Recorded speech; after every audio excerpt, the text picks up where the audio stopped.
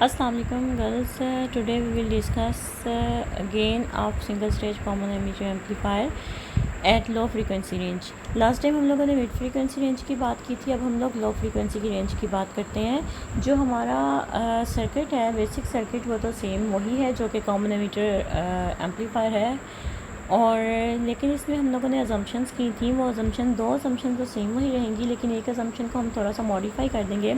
तो सबसे पहले हम लोग देखते हैं कि हमने यहाँ पे इक्विवेलेंट सर्किट को ड्रॉ करने के लिए क्या क्या अज्यूम किया था। तो हमने अपना जो यहाँ पे इक्विवेलेंट सर्किट था, इसमें से हमने आर ई और ये जो हमारा सी कपलिंग कैपेसिटर था, इसको हम लोगों ने यहाँ से ड्रॉप कर दिया था, क्योंकि हम लोग इसकी जो सी की कैपेसिटेंस है उसको बहुत ज़्यादा रखते हैं, जिसकी वजह से उसकी रिएक्टेंस जो है वो निगलिजिबली स्मॉल हो जाती है।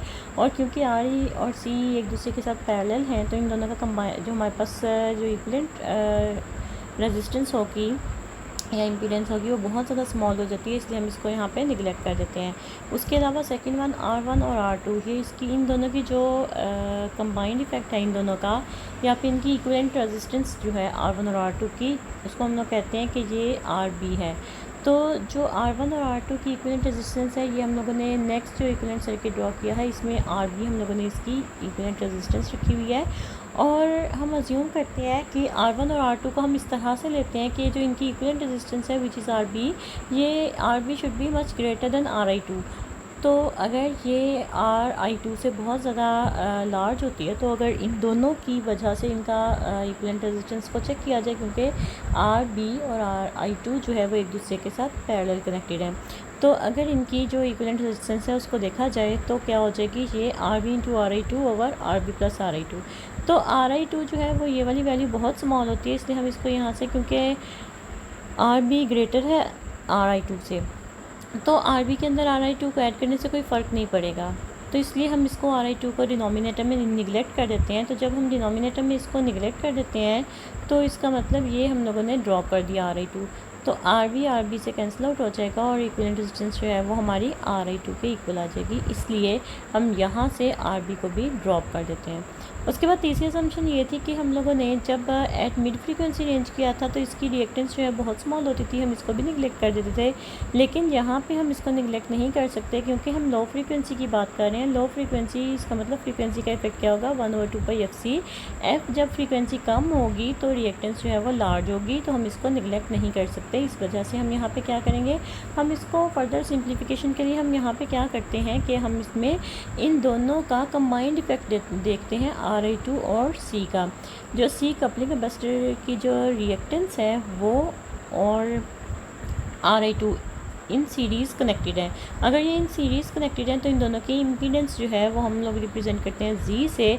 तो Z और जो है वो R के साथ पैरेलल में कनेक्ट होगा, और इसके साथ साथ ये सोर्स के नीचे हम इसको ग्राउंड कर देते हैं। तो ये हमारा इक्विवेलेंट सर्किट जो है वो ड्रॉ हो गया, जिसमें सोर्स के साथ R पैरेलल में कनेक्टेड है और Z जो है वो भी पैरेलल में कनेक्टेड है। अब यहाँ पे हम इसकी इक्वेशन जो है वो लिखते हैं।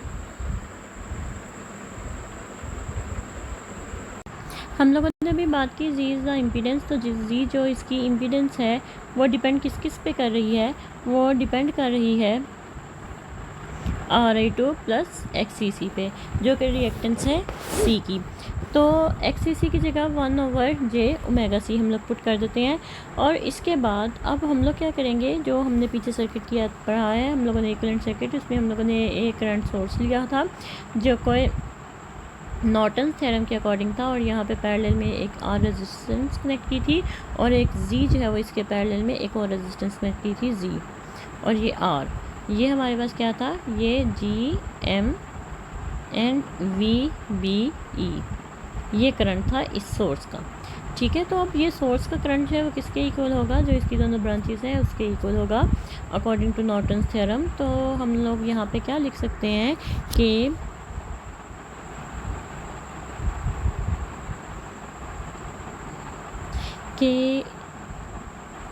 GM VBE जो सोर्स का करंट है वो किसके इक्वल होगा, जो R के क्रॉस वोल्टेज है V22 over R plus V22 over Z। यहाँ पे V22 को हम लोग यहाँ पे कॉमन ले लेते हैं, तो 1/R प्लस 1/Z के इक्वल आ जाएगा। और उसके बाद यहाँ पे एलसीएम ले लिया तो V22 यहाँ पे एज इट इज़ रहेगा और उसके साथ में यहाँ पे क्या आ जाएगा R इंटू जी और यहाँ पे क्या आ जाएगा जी प्लस आर आ जाएगा। यहाँ क्या करेंगे ये GMVBE यहाँ पे एज इट इज़ है तो क्रॉस मल्टीप्लाई करेंगे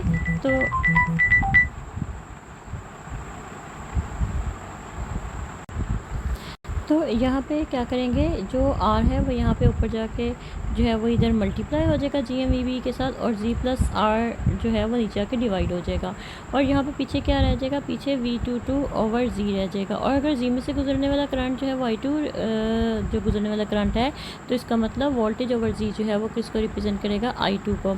तो हमारी इक्वेशन जो है वो यहाँ पे ये वाली इक्वेशन, ये I2 is equal to GMVBE R over R plus G इसकी इक्वल आ जाएगी और जी की जगह पे हम लोग इसकी वैल्यू पुट कर देंगे यहाँ से। तो ये वाली इक्वेशन हमारे पास आ जाएगी I2 is equal to GMVBE R over R plus RI2 minus j over omega सी।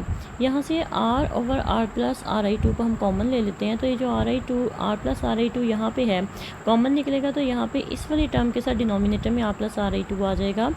तो ये हमारी इक्वेशन कुछ इस तरह से हो जाएगी क्योंकि ये डिनोमिनेटर में यहाँ पे आ जाएगा। तो यहाँ पे देखें ये GMVBE R over R plus RI2 into 1 over 1 minus ये हमारे पास आ जाएगा।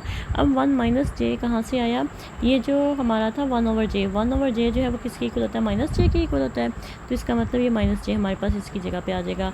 अब इसका ये I2 की वैल्यू अगर इसका हम लोग कॉम्प्लेक्स कॉन्जुगेट लेते हैं स्टेरिक जो है वो किसके इक्वल हो जाएगा, ये माइनस जे जो है वो प्लस जे में कन्वर्ट हो जाएगा, प्लस जे के साथ हमारी वैल्यू आ जाएगी।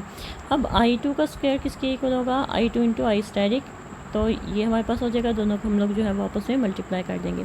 तो मल्टीप्लाई कर देंगे I2 इंटू आई स्टेरिक, ये हमारे पास जो है वो क्या हो जाएगा, ये इसका जो है I2 की वैल्यू आई स्टेरिक की वैल्यू प्लस माइनस, तो ये क्या हो जाएगा, ये हमारे पास जो है यहाँ से हमारे पास जो है ये जब इसका स्क्वायर लेंगे तो I2 इंटू आई स्टेरिक, ये GMVBE R over R plus RI2 ये भी है और ये भी है, इसका मतलब इन दोनों का स्क्वायर आ जाएगा। ये हमारे पास जो है वो यहाँ पे जब इसका स्क्वायर आएगा तो ये इस तरह से हम लोग लिख सकते हैं कि ये इसका स्क्वायर है। अब इसके बाद ये क्या है, a माइनस बी और a प्लस बी, तो ये क्या हो जाएगा a square minus B square. अब यहाँ पे हम a square minus B square करेंगे 1 का स्क्वायर और उसके बाद माइनस जो है उसके साथ ये इसका स्क्वायर आएगा। जब स्क्वायर आएगा तो जे का स्क्वायर -1 होता है, माइनस माइनस प्लस हो जाएगा। तो इसका मतलब ये जो है वो इसको प्लस कर देगा, इसीलिए यहाँ पे प्लस का साइन आ गया क्योंकि जे स्क्वायर -1 के इक्वल होता है और ये इस माइनस को जो है जो a square minus B square था उसको उसने प्लस कर दिया। तो इक्वेशन जो है वो उसका स्क्वायर रूट ले लेंगे तो हमारी इक्वेशन जो है वो इस तरह से आ जाएगी। I2 की वैल्यू जो है वो किसकी इक्वल आ जाएगी, GMVBE R over R plus RI2 into 1 over this 1। तो ये हमारी जो है वो इसके इक्वल आ जाएगी। और अब यहाँ से हमारी I2 की वैल्यू अगर आ गई है तो V22 किसके इक्वल है, V22 जो है वो करंट इंटू रेजिस्टेंस, जो हमारी रेजिस्टेंस है वो RI2 है और गुजरने वाला करंट I2 है, क्योंकि अपोजिट डायरेक्शन में इसलिए माइनस साइन आया है। तो V22 और I2 की वैल्यू हम एज इट इज़ पुट कर देंगे, ये जो I2 की वैल्यू ये वाली है वो यहाँ पे पुट कर देंगे और यहाँ पे आ जाएगा सिर्फ RI2 यहाँ पे मल्टीप्लाई हो जाएगा इसके साथ। उसके बाद अगर लो फ्रिक्वेंसी गेन की बात कर रहे हैं तो V22 ओवर V11 वो किसके इक्वल होगा, गेन एट लो फ्रिक्वेंसी। तो V11 जो है वो किसको रिप्रेजेंट करता है, VBE को, तो इसका मतलब V22 ओवर VBE। तो ये हमारे पास जो है वो इक्वेशन आ जाएगी। तो यहाँ पे हमारी गेन जो है वो किसके इक्वल आ जाएगी, जब हम लोगों ने यहाँ पे V22 जो है वो पुट कर दिया कि is equal to minus I2 into RI2 इसके इक्वल है। तो यहाँ पे जब हमने इसकी वैल्यू पुट कर दी, इसके बाद I2 की वैल्यू यहाँ पे हमने पुट कर दी, तो लो फ्रीक्वेंसी गेन जो है वो किसके इक्वल होती है हमारे पास, यहाँ पे V22 ओवर V11 यहाँ पे क्या है, VBE है, इसका मतलब यहाँ पे VBE डिवाइड हो जाएगा तो ये हमारे पास गेन को रिप्रेजेंट करेगा। तो V22 ओवर VBE जो है वो गेन को रिप्रेजेंट कर रहा है लो फ्रीक्वेंसी के ऊपर। तो इसका मतलब हम AV लो को कह सकते हैं कि वो किसके इक्वल है, माइनस GM ये R into RI2 over R plus RI2 into 1 over this factor. तो ये हमारे पास जो है वो नेक्स्ट एज इट इज़ जो है वो सारा फैक्टर आ गया। तो ये किसको रिप्रेजेंट कर रहा है, ये गेन को रिप्रेजेंट कर रहा है, क्योंकि हमने यहाँ पे क्या कर दिया है, हमने यहाँ पे जो इसके साथ VB था वो नीचे आके डिवाइड हो गया, तो वो कैंसिल आउट हो गया। हमने ए वी बनाने के लिए इसके नीचे वी बी को डिवाइड यहाँ पे भी कर दिया और यहाँ पे भी वी बी को डिवाइड कर दिया, तो ये वी बी से कैंसिल आउट हो गया। V two over V B जो है वो गेन को रिप्रेजेंट कर रहा है। तो ये हमारे पास जो है वो गेन रेशियो जो है ए वी लो ओवर ए वी मिड। अगर हम लोग फाइंड आउट करना चाहें, ए वी मिड हमने पीछे फाइंड आउट कर ली थी, वो इसके इक्वल थी। अगर इसकी वैल्यू को हम लोग यहाँ पे पुट कर देते हैं तो ये किसके इक्वल हो जाएगी, इस वाले फैक्टर के इक्वल आ जाएगी। तो this equation shows that gain ratio depends on frequency and जो हमारे पास लो फ्रीक्वेंसी के ऊपर गेन होती है वो always less than that gain होती है जो कि मिड फ्रीक्वेंसी के ऊपर होती है। तो इसका मतलब हम ये रिलेशन जो है वो लिख सकते हैं, क्योंकि ये जो A V low is equal to A V mid over this factor है, तो इसका मतलब फ्रीक्वेंसी के साथ ये इफ़ेक्ट करेगी। When F is equal to zero, जब हमारे पास एफ जो है वो ज़ीरो हो जाएगी, then omega is equal to 2πf। जो ये जो ओमेगा होता है वो 2πf के इक्वल होता है और इसकी वैल्यू जो है वो क्या हो जाएगी, 1/0 जो है वो इन्फिनिटी हो जाएगी। इसका मतलब यहाँ पे हमारे पास जो है वो इन्फिनिटी और 1/∞ जो है वो 0 हो जाएगा। इसका मतलब as the frequency increases the second term in the radical decreases with respect to the 1। तो इसका मतलब यहाँ पे वैल्यू जो है वो डिक्रीज़ करेगी 1 की निस्बत।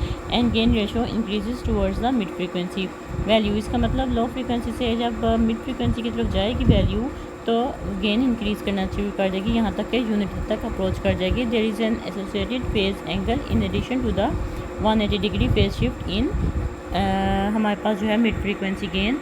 इसके हिसाब से जो है 180 के अलावा जो है वो फेज डिफरेंस आता है, फेज शिफ्ट आता है। और वो अगर हम लोग फाइंड आउट करें तो वो किसके इक्वल आ जाएगा, theta is equal to tan inverse, theta जो है वो tan inverse into this factor divided by 1, ये वो इसके इक्वल आ जाता है। तो यहाँ पे ये हम लोग वैल्यू पुट कर देते हैं इसकी, तो ये रिप्रेजेंट कर रहा है tan इनवर्स दिस वन।